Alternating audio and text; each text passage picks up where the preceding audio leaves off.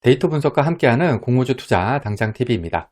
오늘은 5월 1, 2주차에 청약이 예정되어 있는 6종목의 공모주 중에서 놓쳐서는 안 되는 공모주가 무엇일지 찾아보도록 하겠습니다.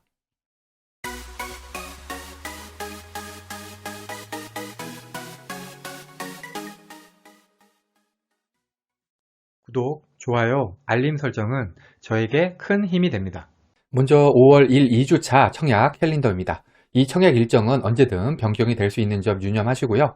5월 첫째 주에는 3일, 4일에 대명에너지 청약이 예정되어 있습니다. 9일, 12일은 SK쉴더스 청약인데요. 대명에너지 환불금으로 SK쉴더스 청약이 가능합니다.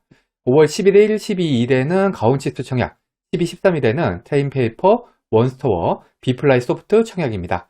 SK쉴더스 환불금으로 이렇게 4종목 청약이 가능합니다. 따라서 5월 둘째 주에는 여기 4종목 청약이 겹친다고 생각하시면 되겠습니다. 먼저 청약 종목 리스트를 한 표로 간단히 보겠습니다. 대명에너지는 신재생 에너지업체, SK쉴더스는 보안업체, 가온칩스는 시스템 반도체 디자인업체, 테린페이퍼는 골판지 제조, 원스토어는 엠마켓, 비플라이 소프트는 미디어 서비스 플랫폼 업체입니다. SK쉴더스하고 원스토어는 청약 증거사가 조금 많죠? 준비를 많이 해야겠습니다. 공모가는 상단 기준으로 하면은 원스토어가 41,700원으로 가장 비싸고요. 그 다음이 SK쉴더스가 38,800원입니다. 공모 규모는 SK쉴더스가 1조 516억으로 가장 많고요. 가온칩스하고 비플라이 소프트는 상당히 규모가 작은 편입니다. 그러면 업종부터 하나씩 살펴보겠습니다. 제 생각에는 6종목 모두 업종은 그리 나쁘지가 않습니다. SK쉴더스는 보안 업체지만 사이버 보안, 융합 보안과 같은 AI, 디지털 전환, 클라우드도 엮여 있습니다. 비플라이 소프트도 미디어 플러스 플랫폼 업체고요. 원스토어도 업종 자체는 엠마켓으로 나쁘지는 않습니다. 테린페이퍼의 골판지도 코로나 이후에 택배업 호황으로 상당히 주목을 받았죠. 가온칩스의 반도체 테마도 공모주 시장에서는 나쁘지가 않습니다. 다만 대명에너지의 신재생 에너지 같은 경우에는 이번에 정권이 바뀌면서 문재인 정권 때와 같이 주목을 받을 수 있을지는 조금은 애매하긴 합니다. 다음은 공모 규모입니다. 공모 규모는 클수록 배정 금액이 많을 수 있기 때문에 수익 측면에서 유리합니다. 먼저 공모 규모는 SK쉴더스가 1조 516억으로 압도적으로 많습니다. 하지만 1783억의 테린페이퍼, 2777억의 원스토어도 중대형급 공모주에 해당이 되니까 관심을 가져야 합니다. 대명에너지 같은 경우에는 이번에 새롭게 증권 신고서를 내면서 공모 규모가 많이 줄어든 것 같아서 조금은 아쉽습니다. 구주 매출 비율입니다. 구주 매출이 높다는 것은 공모 금액이 기업이 아니라 기존 주주, 즉 구주에게 간다는 것이기 때문에 공모주 시장에서는 구주 매출이 높다는 것은 안 좋은 소식입니다. 5월 1, 2주차에 공모주들이 조금 아쉬운 점이 있다면 바로 구주 매출 비율이 높다는 것입니다. 먼저 공모 규모가 가장 큰 SK쉴더스 같은 경우에는 구주 매출 비율이 47%나 됩니다. SK쉴더스의 구주 매출은 재무적 투자자 지분이기 때문에 무조건 나쁘다고 할 수는 없지만 그럼에도 불구하고 구주 매출이 너무 높은 것은 사실입니다. 원스토어의 구주 매출 비율 29%도 재무적 투자자 지분입니다. 그래도 SK쉴더스보다는 상당히 낮죠. 아쉽게도 대명에너지의 20%하고 테린페이퍼의 40%는 최대 주주의 구주 매출입니다. 이렇게 최대 주주의 구주 매출이 높은 경우에는 공모주 시장에서 외면받는 경우가 꽤 되기 때문에 반드시 기관수의 결과를 확인한 다음에 청약을 해야 된다는 점 다시 한번 말씀드립니다. 이번에는 상장일 유통가능 금액입니다. 유통하는 물량은 적을수록 상장일 수급 측면에서 유리합니다. 먼저 대명에너지는 기존 주주 유통하는 금액이 없고요. 총 유통가능 금액 역시 450억 15%밖에 되지 않습니다. 따라서 종합적으로 매우 좋다고 할 수가 있겠습니다. 나머지 4종목 같은 경우에는 가온칩스와 원스토어가 기존 주주 유통하는 금액이 있지만 많은 편은 아니고요. 총 유통하는 금액 역시 20%대이기 때문에 전체적으로 좋은 편이라고 할 수가 있습니다. 하지만 비플라이 소프트 같은 경우에는 코넥스 이전 상장 종목인 것답게 기존 주주 유통하는 금액이 51%, 총 유통하는 금액이 65%로 상당히 높습니다. 매우 나쁘다고 얘기할 수밖에 없을 것 같습니다. 그러면은 특이사항은 뭐가 있는지 살펴보겠습니다. 특이사항으로는 특례 상장, 코넥스 이전 상장, 환매 청구권 등이 있는데요. 특례 상장하고 코넥스 이전 상장은 마이너스 요인, 환매 청구권은 플러스 요인이라고 생각하시면 되겠습니다. 비플라이 소프트 같은 경우에는 코넥스 이전에다가 특례 상장까지 하는 종목이기 때문에 주의가 필요합니다.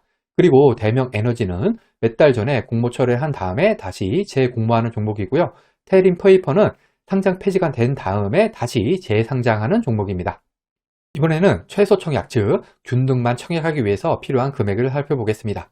테린페이퍼가 22만원으로 최소 청약 금액이 가장 높고요. 가온칩스가 6만 5천원으로 가장 작습니다. 공모 규모가 가장 큰 SK쉴더스는 19만 4천원이 필요합니다. 보통 공모주는 최소 청약이 10주죠. 하지만 대명에너지하고 테린페이퍼는 10주가 아니라 20주라는 점 기억해 두시기 바랍니다.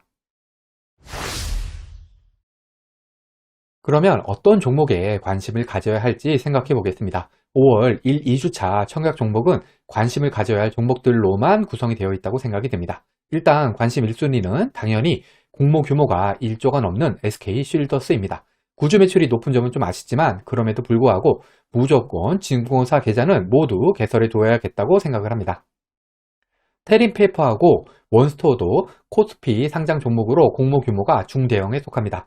물론 공모가 산정 과정이 아주 마음에 드는 편은 아니지만 업종도 무난하고요. 유통하는 물량도 좋은 편이라서 기관 수혜직 결과만 적당히 잘 나와준다면 쏠쏠한 수익을 기대할 수 있겠습니다.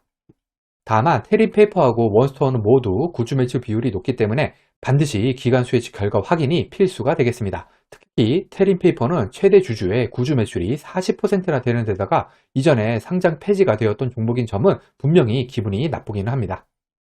대명에너지의 경우 유통하는 물량이 매우 좋은 편인데다가 상장을 재도전하면서 공모가가 많이 내려갔습니다. 그런데 환불일이 5일이나 되는 점이 조금 아쉽습니다. 대출을 이용하는 경우에는 대출이자가 평상시의 종목들보다 2배 이상 나간다고 생각을 해야 됩니다. 가온칩스는 업종이나 공모가 모두 무난한 종목에 해당이 되는 것 같지만 공모 규모가 작아서 기관 수혜직 결과가 잘 나온다고 하더라도 배정 수량이 작을 것이라는 점이 가장 큰 단점이 되겠습니다. 비플라이 소프트는 코넥스 이전 상장 기업이라서 유통하는 물량이 매우 불량합니다. 여기에다가 기술 특례 상장 기업이라서 공모가도 애매하다고 할 수가 있죠. 현재 코넥스 시장 주가가 15,900원으로 공모가 하단이 16,500원보다도 낮기 때문에 현재 시점에서는 청약 매력이 거의 없다고 봐도 무방합니다. 종합해서 SK쉴더스에 가장 관심을 가져야겠고요. 그 다음이 원스토어, 대명에너지가 되겠습니다. 테린페이퍼하고 가온칩스도 좋을 수 있지만 위에 세 종목보다는 후순위가 아닐까 생각을 합니다. 마지막으로 비플라이 소프트는 현재로서는 청약 패스 종목입니다. 오늘은 상세한 분석 없이 기본적인 데이터로만 검토한 결과입니다. 상세한 종목 소개 및 청약 전략은 개별 종목 영상으로 찾아오겠습니다. 영상을 끝내기 전에 증권사를 한번 살펴보겠습니다. 5월 1일 2주차에 청약할 종목들을 청약하기 위해서 필요한 청약 증권사는 무려 10곳입니다. 이렇게 10개 증권사 계좌 다 만들면 좋겠지만 사정상 우선순위를 정한다면 SK쉴더스하고 원스토어 청약이 가능한 NH투자증권이 1순위가 되겠습니다. NH투자증권 같은 경우에는 특이하게도 SK쉴더스는 청약 수수료가 무료지만 원스토어는 청약 수수료가 2,000원이 있습니다. 2순위는 대명에너지 청약을 위한 한국투자증권, SK쉴더스하고 원스토어 청약을 위한 KB증권이라고 생각이 됩니다. 한국투자증권은 청약 수수료가 2,000원, KB증권은 1,500원입니다. 20일 계좌 개설 제한을 피하는 방법을 살펴보겠습니다. 이것을 하기 위해서는 카카오뱅크 계좌나 신한은행 계좌가 있어야 되는데요. 먼저 카카오뱅크 계좌가 있다면 카카오뱅크 앱에 증권사 주식 계좌 메뉴를 통해서 삼성, 한투, KB, 하나금융, NH투자, 신한금융투자 계좌를 20일 제한 없이 개설 가능합니다. 제가 앞에서 말씀드린 1, 2순위 증권사인 한국투자, KB, NH투자증권은 카카오뱅크 앱만 있다면 20일 제한 없이 계좌 개설이 가능하죠. 그리고 신한은행 계좌가 있다면 신한솔 앱에 상품의 입출금액, 사이버증권, 거래예금 메뉴를 통해서 미래에셋증권, 하나금융투자, 한국투자증권을 20일 제한 없이 개설이 가능합니다. 참고로 삼성증권은 20일 계좌 개설 제한이 없기 때문에 모든 증권사 다 만들고 나서 맨 마지막에 만드시면 되겠습니다. 증권사 계좌 개설은 공모주 투자의 기본이라고 생각을 합니다. 귀찮으시더라도 혹은 당장 청약할 종목이 아니라고 생각이 되더라도 미리미리 만들어 두시기 바랍니다. 과거의 데이터가 미래를 보장하지는 않습니다. 오늘 영상은 참고만 하시길 바랍니다. 공모주는 기간 수혜직 결과를 꼭 확인한 다음에 청약을 해야 합니다. 기간 수혜직 결과와 상장일 유통하는 물량이 아무리 좋다고 하더라도 공모주 투자는 손실을 볼 수가 있습니다. 이 영상은 공모주 관련 정보 제공을 위한 것으로 종목 추천 영상이 아닙니다. 후회 없는 투자를 위해서는 반드시 공부하신 후 스스로 투자 여부를 결정하셔야 합니다. 이상으로 오늘 영상을 마치겠습니다. 오늘 영상이 도움이 되셨다면 구독, 좋아요, 그리고 알림 설정까지 부탁드립니다. 감사합니다.